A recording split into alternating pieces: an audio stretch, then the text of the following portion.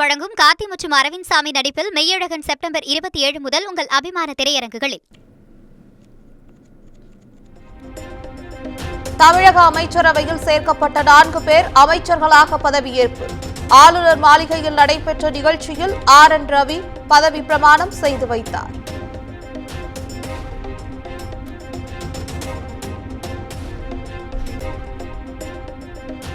சேலம் வடக்கு தொகுதி திமுக MLA ராஜேந்திரன் புதிய அமைச்சராக பதவியேற்பு.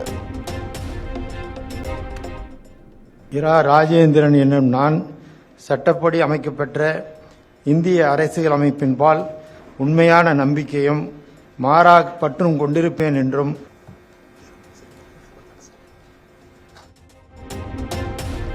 ராமச்சந்திரனிடம் இருந்த சுற்றுலாத்துறை ராஜேந்திரனுக்கு ஒதுக்கீடு.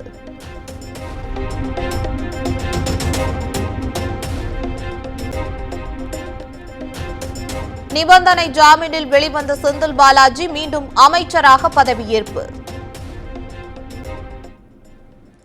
செந்தில் பாலாஜி எனும் நான் தமிழ்நாட்டு அரசின் அமைச்சர் என்ற முறையில் எனது கவனத்திற்கு உள்ளாவதும் தெரிய வருவதுமான எந்த பொருளையும் அமைச்சரின் கடமைகளை உரியவாறு நிறைவேற்ற தேவையான அளவுக்கன்றி ஒருவரிடமோ பலரிடமோ நேர்முகமாகவோ மறைமுகமாகவோ அறிவிக்கவோ வெளிப்படுத்தவோ மாட்டேன் என்று உளமாற உறுதிமொழிகிறேன்.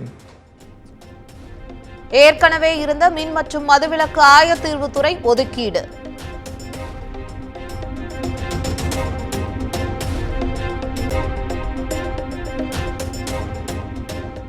திருவிடைமருதூர் MLAவும் அரசு முன்னாள் கொறடாகவும் இருந்த கோவி செழியன் அமைச்சராக பதவியேற்றார். கோவி செழியன் என்னும் நான் சட்டப்படி அமைக்கப்பெற்ற இந்திய அரசியலமைப்பின்பால் உண்மையான நம்பிக்கையும் மாறாப்பற்றும் கொண்டிருப்பேன் என்றும் இந்திய நாட்டின் ஒப்பில்லாத முழுமுதல் ஆட்சியை ஒருமையையும் நிலைநிறுத்துவேன் என்றும் அமைச்சராக பதவியேற்ற கோவி செழியனுக்கு உயர்கல்வித்துறை ஒதுக்கீடு.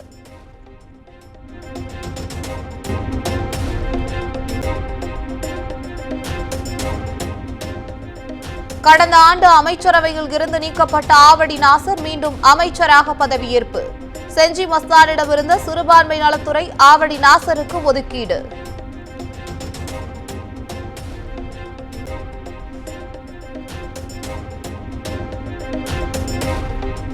குன்னூர் MLAவும் முன்னாள் சுற்றுலாத்துறை அமைச்சருமான ராமச்சந்திரன் அரசு தலைமை கொறடாவாக நியமனம். தமிழ்நாடு சட்டப்பேரவை முதன்மை செயலாளர் உத்தரவு.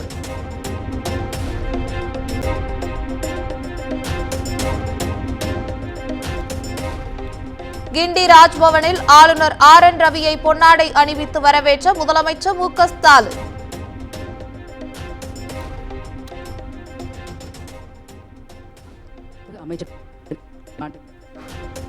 அமைச்சர்கள் பதவியேற்பு விழாவில் தனது குடும்பத்துடன் கலந்து கொண்ட துணை முதலமைச்சர் உதயநிதி ஸ்டாலின்.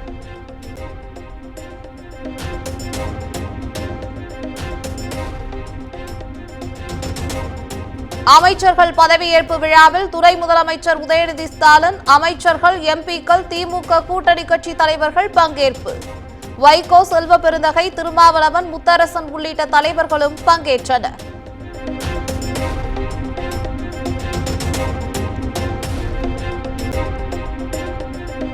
ஆளுநர் மற்றும் முதலமைச்சருடன் குழு புகைப்படம் எடுத்துக் கொண்டனர் புதிய அமைச்சர்கள். துரைமுருகன் உள்ளிட்ட அமைச்சர்களும் புகைப்படம் எடுத்துக் கொண்டனர்.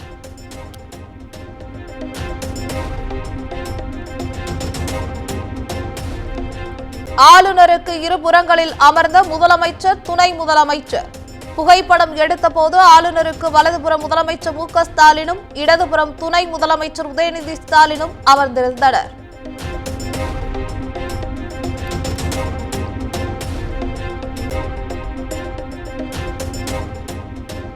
புதிய அமைச்சர்களாக பதவியேற்றுக் கொண்ட ராஜேந்திரன், கோவி செழியன் உள்ளிட்டோர் அண்ணா கலைஞர் நினைவிடத்தில் மரியாதை.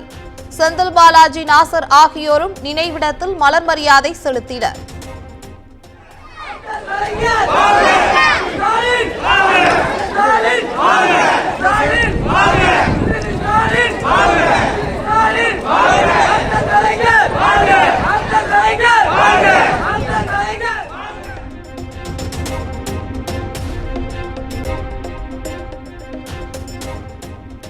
மக்களுக்கு சேவை செய்ய வாய்ப்பளித்த முதலமைச்சருக்கு நன்றி.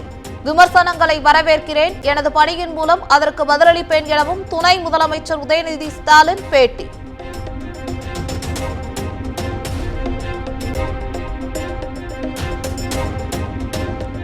உதயநிதி துணை முதலமைச்சராக நியமிக்கப்பட்டதை தொடர்ந்து மாநிலம் முழுவதும் திமுகவினர் உற்சாக கொண்டாட்டம். பட்டாசு வெடித்தும் இனிப்புகள் வழங்கியும் உற்சாகம். அமைச்சர் உதயநிதி ஸ்டாலின்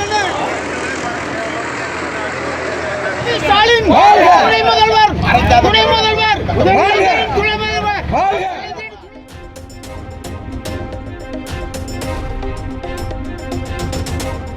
ஒரே குடும்பத்தின் வம்சாவளி ஆட்சியை விரும்பும் திமுக ஜனநாயகமான ஒரே நாடு ஒரே தேர்தலை எதிர்க்கிறது. உதயநிதிக்கு துணை முதலமைச்சர் பதவி வழங்கப்பட்ட நிலையில் பாஜக மூத்த தலைவர் தமிழிசை சவுந்தரராஜன் விமர்சனம்.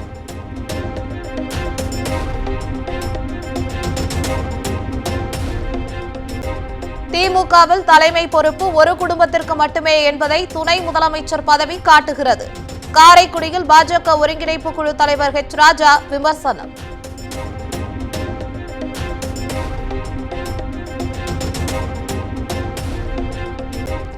திமுக என்றாலே வாரிசு அரசியல்தான் என்பது துணை முதலமைச்சர் பதவி மூலம் நிரூபணமாகியுள்ளது. கோவை தெற்கு தொகுதி எம்எல்ஏ வானதி சீனிவாசன் கடும் தாக்கு.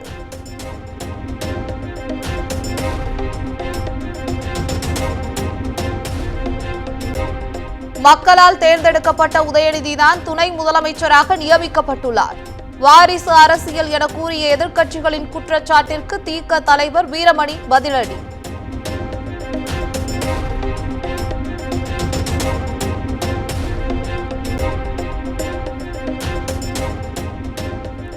துணை முதலமைச்சராக பதவியேற்றுள்ள உதயநிதி ஸ்டாலினுக்கு பாமக தலைவர் அன்புமணி ராமதாஸ் வாழ்த்து. சட்டத்தின் ஆட்சியை நிலைநிறுத்தவும் வலியுறுத்தல்.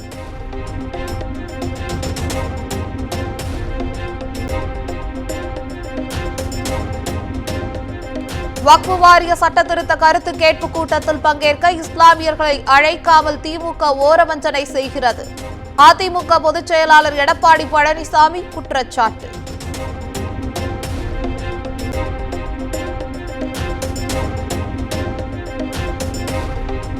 கோவை, நீலகிரி, தேனி, தென்காசி உள்ளிட்ட 9 மாவட்டங்களில் நாளை கனமழைக்கு வாய்ப்பு. தமிழ்நாட்டில் அக்டோபர் 5ஆம் தேதி வரை மழைக்கு வாய்ப்பு இருப்பதாகவும் சென்னை வானிலை ஆய்வு மையம் கணிப்பு.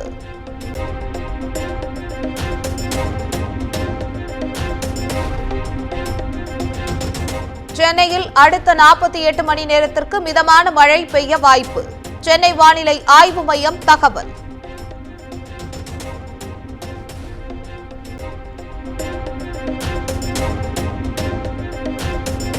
சென்னை மயிலாப்பூர் கபாலீஸ்வரர் கோயிலில் வரும் 3ஆம் தேதி முதல் 12ஆம் தேதி வரை நவராத்திரி பெருவிழா கொண்டாடப்படும். அறநிலையத்துறை அமைச்சர் சேகர் பாபு அறிவிப்பு.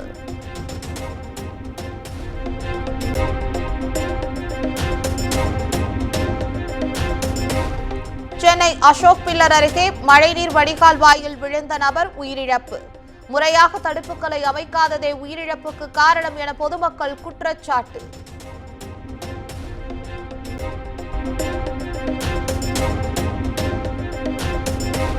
நாமக்கல்லில் ஏடிஎம் கொள்ளையர்கள் தாக்கியதில் காயமடைந்த காவலர்களை மருத்துவமனையில் சந்தித்து நலம் விசாரித்த மேற்கு மண்டல ஐஜி. என்கவுண்டர் குறித்தும் காவலர்களிடம் கேட்டறிந்தார்.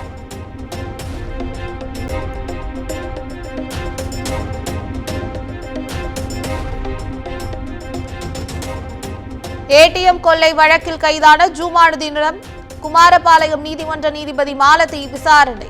கோவை மருத்துவக் கல்லூரி மருத்துவமனையில் சிகிச்சை பெற்று வரும் நிலையில் விசாரணை மேற்கொண்டார்.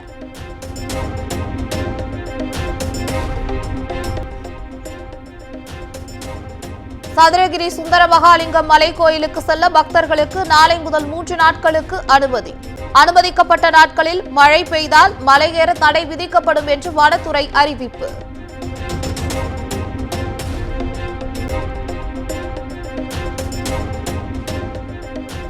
விருதுநகர் மாவட்டம் வெம்பக்கோட்டையில் நடைபெற்று வரும் அகழாய்வில் தங்க நாணயம் கண்டெடுப்பு.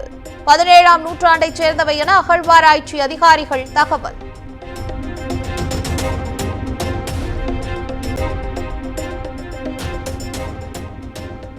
மதுரை சிந்தாமணி பகுதியில் மதுபோதையில் இளைஞர்கள் அட்டூழியம். நள்ளிரவில் வாகனங்களை அடித்து நொறுக்கும் சிசிடிவி காட்சிகள் வெளியானது.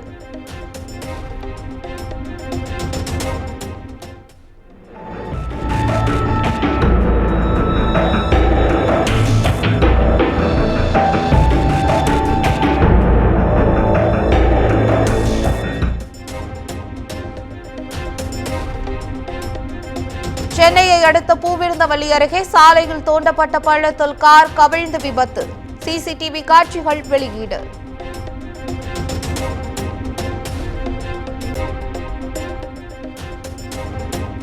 மகாராஷ்டிராவில் 11,200 கோடி ரூபாய் மதிப்பிலான திட்டங்களை தொடங்கி வைத்தார் பிரதமர் நரேந்திர மோடி. பல்வேறு திட்டப்பணிகளுக்கும் காணொலி காட்சி வாயிலாக அடிக்கல் நாட்டினார்.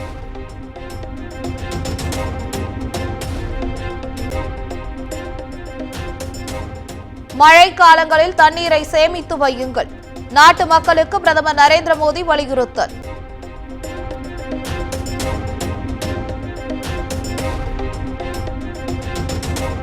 வரவிருக்கும் பண்டிகை காலத்தில் மக்கள் அனைவரும் மேக் இன் இந்தியா பொருட்களையே வாங்க வேண்டும். மனதின் குரல் நிகழ்ச்சி மூலம் பிரதமர் நரேந்திர மோடி வேண்டுகோள்.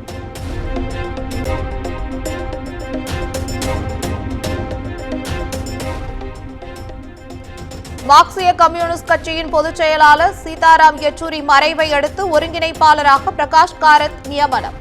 அடுத்த ஆண்டு ஏப்ரல் வரை பொறுப்பில் இருப்பார் என்றும் அறிவிப்பு.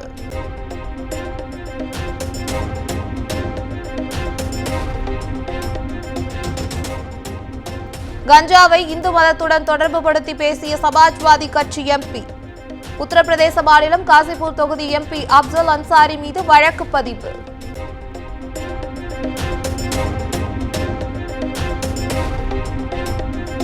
உத்தரப்பிரதேசத்தில் பெய்து வரும் கனமழையால் இந்தியா வங்கதேசத்திற்கு இடையேயான போட்டி பாதிப்பு.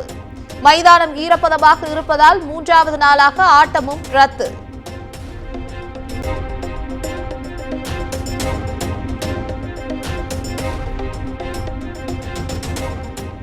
கர்நாடக மாநிலம் பெங்களூருவில் புதிய தேசிய கிரிக்கெட் அகாடமி திறப்பு. 3 மைதானங்கள் 45 ஆடுகளங்கள் கொண்ட அகாடமியை திறந்து வைத்தது இந்திய கிரிக்கெட் வாரியம். 2D என்டர்டெயின்மெண்ட் வழங்கும் கார்த்தி மற்றும் அரவிந்த் சாமி நடிப்பில் மெய்யழகன் செப்டம்பர் 27 முதல் உங்கள் அபிமான திரையரங்குகளில்.